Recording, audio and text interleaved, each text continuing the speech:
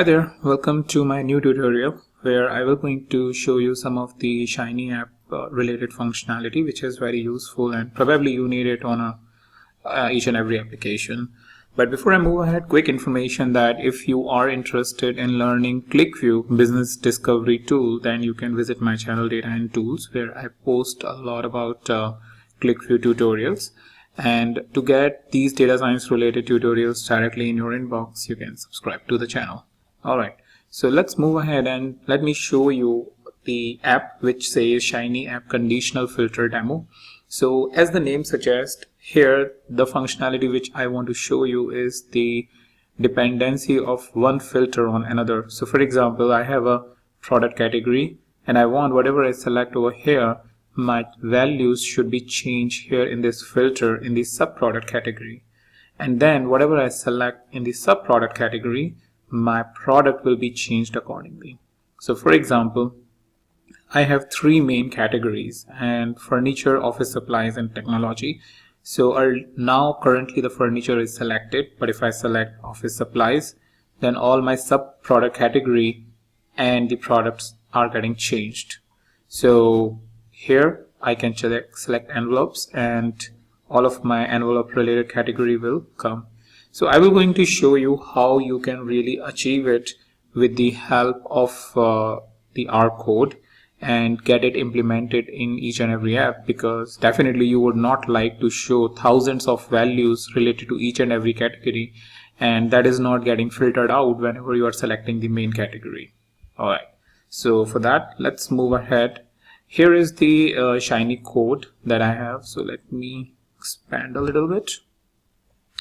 So what it is saying, it's a very basic UI code where it is saying that within the first we need to import the library Shiny, and then we need this basic code where we need Shiny UI, fluid page.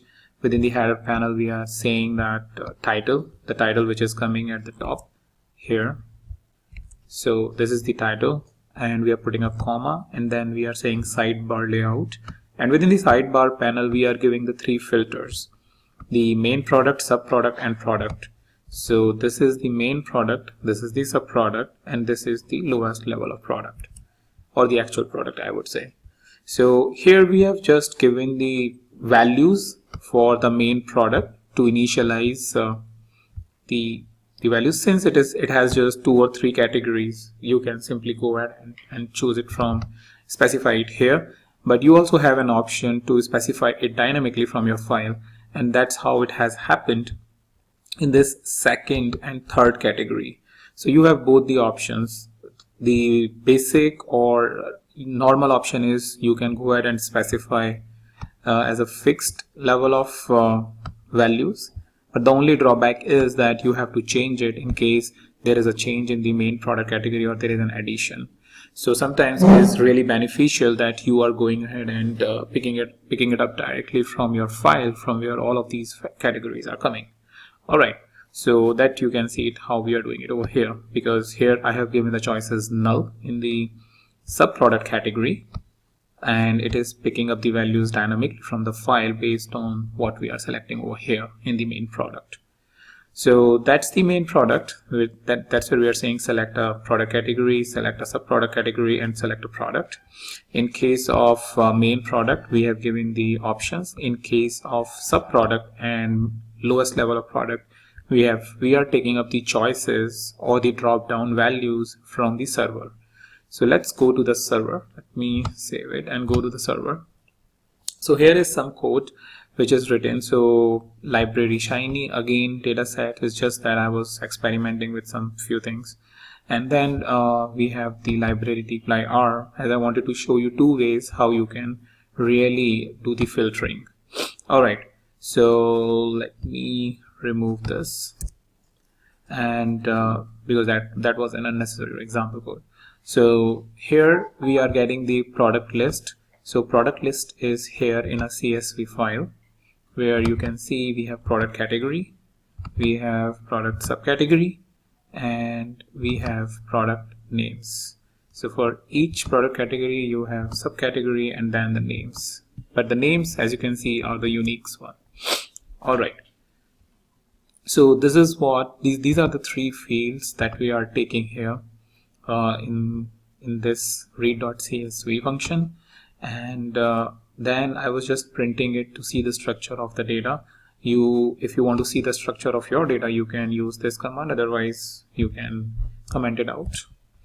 Save. But sometimes it really helps if you are not sure what the column names are coming, as it has space. If I go back to the products, so product space category, how it is coming, product space sub dash category.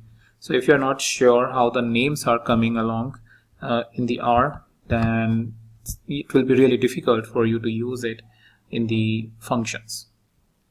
Alright, so then we are specifying the standard syntax Shiny server, input output along with the session, because we want to make sure that when we are passing the information, it's a separate or segregated session based on what user is interacting with. Alright, so after that we have this is where the main thing is happening, this entire code. So if I just remove this again and remove this particular code along with print, this is again to print it what is coming in the objects. So within the observe is helpful in basically observing what kind of inputs are coming, and then with the help of the update select input, we are basically sending the information back into the select input. So what it is basically doing, that here within the X, it is picking up the value of product list. So this is basically by using the tplyr, as we are using the pipe operators. So what we are saying that within the product list, that we are fetching it over here, this product list. Within that, filter this product list by the product category, and the product category is coming from the front end input $main product. So this main product is nothing but the input here, which was furniture, electronics, that main product category.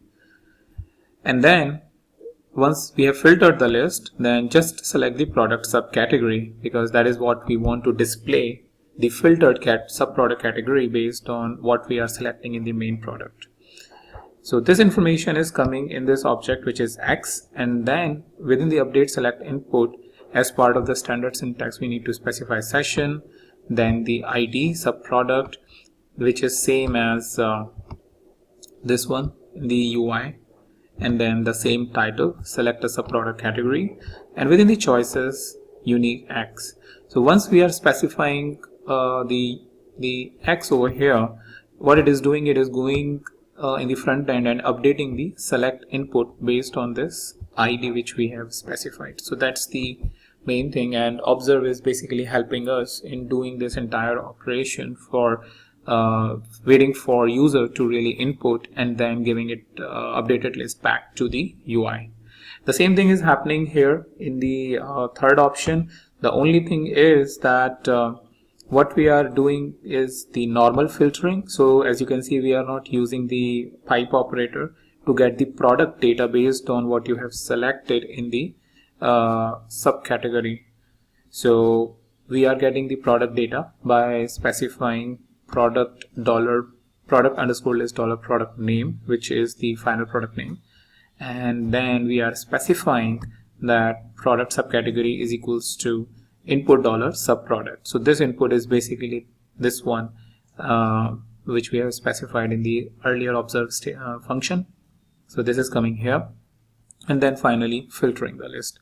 So whatever is the filter data is coming in the product data, and again we are using the update select input, that standard set of parameters, session, the product ID, which is same as we specified in the front end, the title, and then finally choices is equals to product data. So as you can see here, I have specified unique values. I have used the unique function because there are multiple subcategories which are duplicate, and we really don't want to display that. But in case of a product, I don't have to specify because each product is unique. So that is something that you can do, and that's a very simple code. You can keep on adding the filters within the observe and update select input, or any other input that you want to update. You can basically go into the Shiny and look at the update function for that, and keep on updating the filters based on what user is selecting. So that's pretty much all about it, as how you can go ahead and filter the data based on what user is selecting, and then apply it into the charts and metrics. All right, so that's pretty much all I wanted to show you, and you have this working app in front of you based on what you're selecting, which is I would say a smart way of doing it than giving a free filters to the end user. So that's pretty much all for this video, and I will meet you in the new video with a new topic.